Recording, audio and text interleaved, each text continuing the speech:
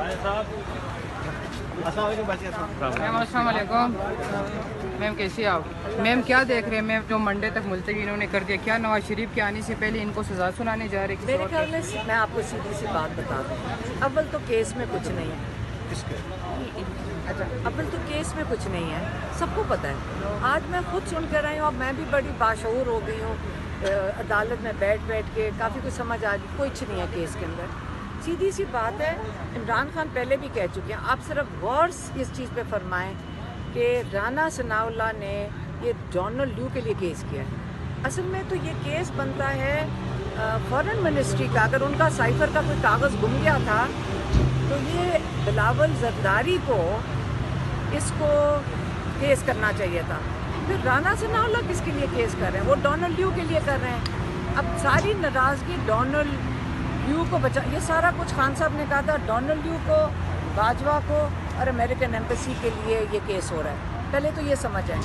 अब ये बेचारे वहाँ सारे लॉयर्स भी खड़े हैं, जज साहब भी मुश्किल में हैं, क्योंकि कुछ निकल ही नहीं रहा। क्योंकि जो दफात ये लगाने की कोशिश कर रहे हैं वो इस केस से कोई इसका ताल्लुक़ नहीं।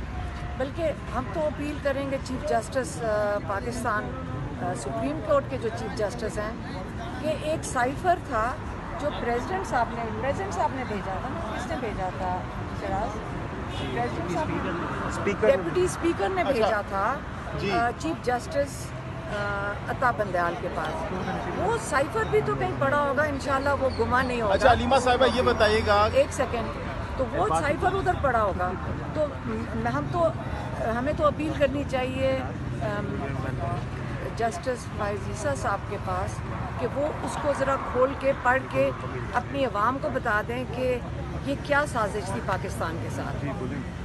अच्छा अलीमा साहिबा ये बताइएगा कि साइफर के हवाले से आप इस केस को फॉलो कर रही हैं पहले दिन से, दूसरी तरफ जलसों के हवाले से भी खान साहब ने जैसा कि डायरेक्शन भी दी है, तो क्या तैयारियां इस वक्त आप लोग इंडोर कर रहे हैं? मेरी बात सुने, मैं कौन हूँ? मैं अपने भाई के केस सुनने आई हूँ, ठीक है?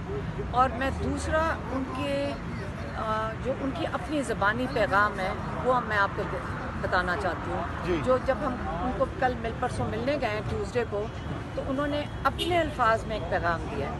क्योंकि एक हफ्ते से एक टीवी पे तमाशा और सोशल मीडिया पे लगा हुआ था, एक कोई वाडा साहब कह रहे हैं उनको हार्ट का प्रॉब्लम है, कोई कह रहे हैं उनको कुछ और हो गया है, और कोई कह रहे हैं वो अस्पताल अब पहुँचने वाले हैं। तो उन्होंने कहा, उनसे हमने पूछा कि आप अपने अल्फाज में बताएं कि आपकी तबीयत कैसे है, क्योंकि हमें तो माशाल्लाह बहुत अच्छे लगते हैं, हम आके बताते हैं कि बहुत ज़बरदस्त उनकी सेहत लग रही है। उन्होंने कहा कि मुझे लगता है कि जब मैं जेल में आया हूँ तो मैं एक रिट्रीट में आ गया हूँ, क्योंकि इतना वक्त जो मुझे अल्लाह ताला ने एक तोहफे में, या अल्लाह ताला की मेहरबानी से मुझे एक तोहफे में मिला है, जिसके अंदर मैंने कुरान का इतना मुतालिया कर रहा हूँ, मैं किताबें पढ़ रहा हूँ, मुझे नॉलेज मिल रही है, और मुझे वक्त मिल रहा है जिसके अंदर मैं जो जब उनके पास हुकूमत थी उसका भी मैं जायज़ा ले रहा हूँ। तो मेरे पास तो ये बड़ा कीमती वक्त है जो मुझे शायद बाहर इतनी मसरूफियात में कभी मिला नहीं था। तो उन्होंने कहा कि मेंटल फिटनेस, फिज़िकल फिटनेस और रूहानी फिटनेस, उन्होंने इशारा करके कहा ज़मीन से मैं आसमान पे पहुंच गया हूँ।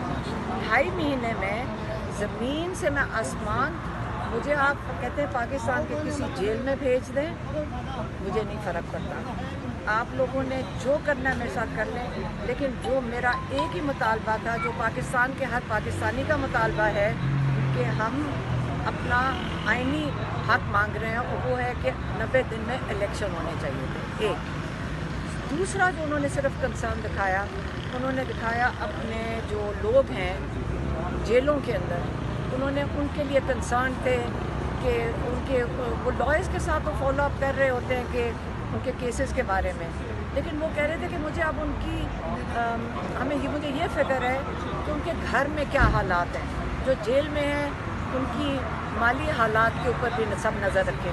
अब हम उसके ऊपर काम करेंगे।